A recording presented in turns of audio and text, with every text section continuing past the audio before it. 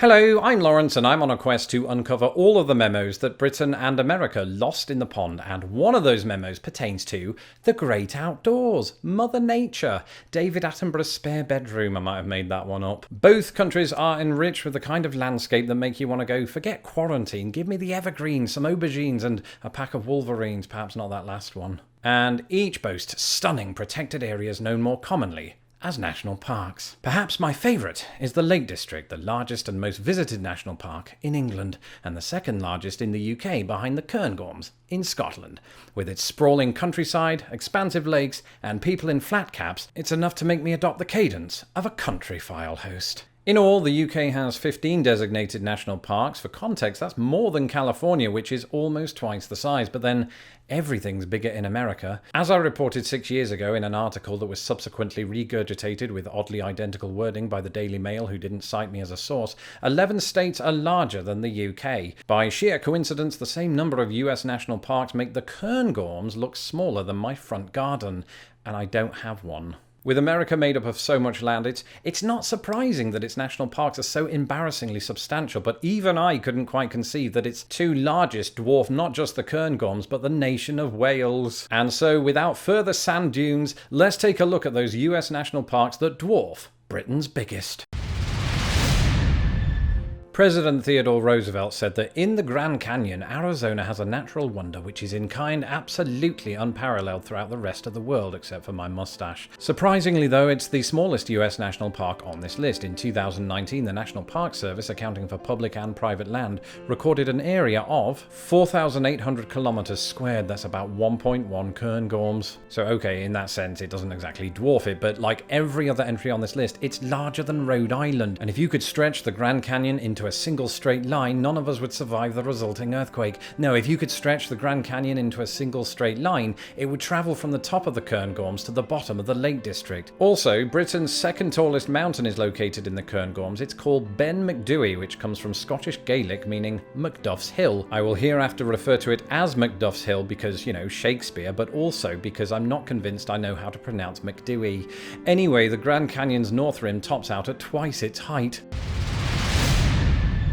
Everglades National Park, known affectionately to me as the Broads of America, is surprising in its own right. I mean, super-sized national parks are usually synonymous with America's West, but this tropical wilderness with its herons, alligators, and whatever the hell this is, sits within the southern tip of Florida. It is larger in overall area than the Grand Canyon. Grand Canyon sounds like quarantine food, and it is the third largest national park in the lower 48. It stands to reason then that it also eclipses Britain's biggest at 6,107 kilometers squared. The Everglades is equal to roughly 1.3 Cairngorms. However, famous for its expanse of wetlands, the Everglades is not known for its height. That's why it's the only park on this list with a less impressive elevation than Macduff Hill, even if the next entry just about beats it.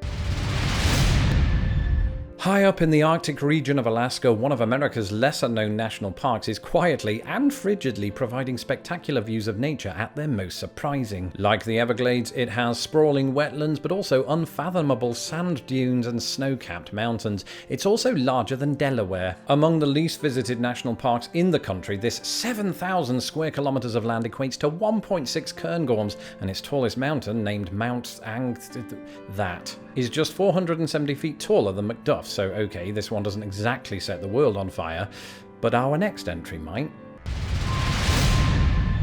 Straddling the northwest corner of Wyoming, Yellowstone National Park sits atop a supervolcano so massive it's impossible to talk about it without morphing into a BBC narrator describing the protracted events of an aviation disaster. While we don't know if or when an eruption might occur, we do know this. Yellowstone National Park is twice the size of the Cairngorms. Famous for its geysers, waterfalls, and collection of not very convincing supernovae, Yellowstone is the second largest national park in the lower 48. It's almost 9,000 square kilometers, and never mind supervolcanoes, the tallest mountain in Yellowstone is Eagle Peak, which stands taller than Macduff, Macbeth, and Lady Macbeth combined. Sounds like the work of geological witchcraft to me, and if that's true, something wicked this way comes. This one almost didn't make the list, not because it's not impressively huge, but because I almost confused it for the much smaller Glacier National Park in Montana. To be clear, Glacier Bay National Park is very decidedly in Alaska and is more than 3 times the size of the former. Heck, it almost pummels the Cairngorms by the same number. Mental! In Alaskan terms, the park is actually quite close to the state capital of Juneau and is a convenient cruise destination. This accounts for why it receives more annual visitors than most of its Alaskan counterparts. Its gentler climate probably helps too, not that our next entry would know anything about that. In 1913, the hottest ever air temperature recorded on Earth was, recorded. It was here, at the former Furnace Creek Inn in California, that Death Valley entered the record books when it registered a career-ending 134 degrees Fahrenheit. You could say it was burned at the stake. But yet more witches dwell within. At around 13,800 square kilometers, it is easily the largest national park in the contiguous United States, to the extent that it's around 3 times the size of the Cairngorms. And the third witch of Death Valley goes by the name of Telescope Peak, which at 11,000 feet makes Macduff look like its microscopic brother. Our next entry is anything but. Not just one of Chicago's famous street intersections, Clark and Lake, or Lake Clark, is the 5th largest national park in the United States, and for a lark, let's embark on Lake Clark Park's Stark Arc so no one's left in the dark. Hark! It's almost twice the size of Yellowstone National Park. That means at 16,304 kilometers squared, it's roughly equal to 3.6 Cairngorms. Given its proximity to cruise ships, it's on par with Glacier Bay for annual visitors and far more than its nearest Alaskan counterpart.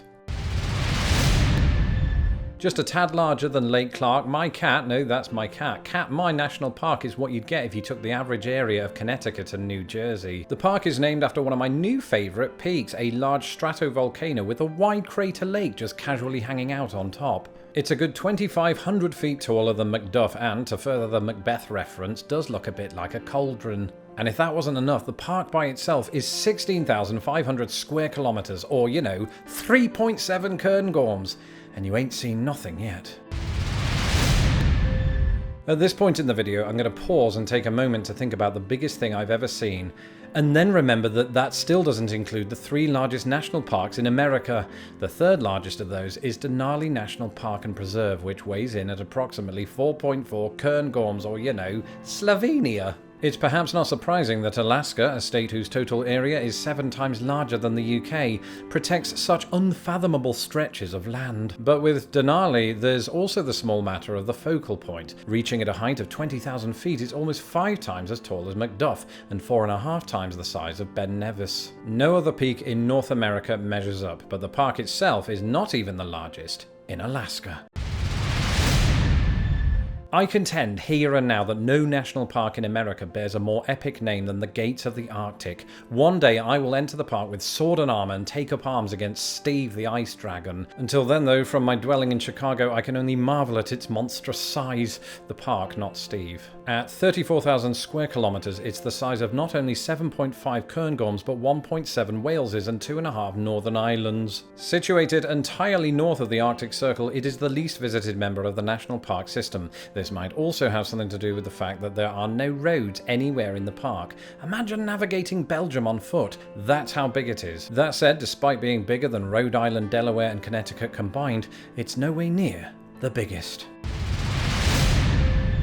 It might sound like the name of a hospital, but Alaska's Wrangell-St. Elias is far and away the largest member of the US National Park system. It's so big it should be its own state. I mean, it's the size of Arkansas, or 2 Haitis, or 2.5 Waleses, or 6 Yellowstones. And at 53,000 square kilometers, it really does dwarf the Cairngorms. In fact, it's almost 12 times as big.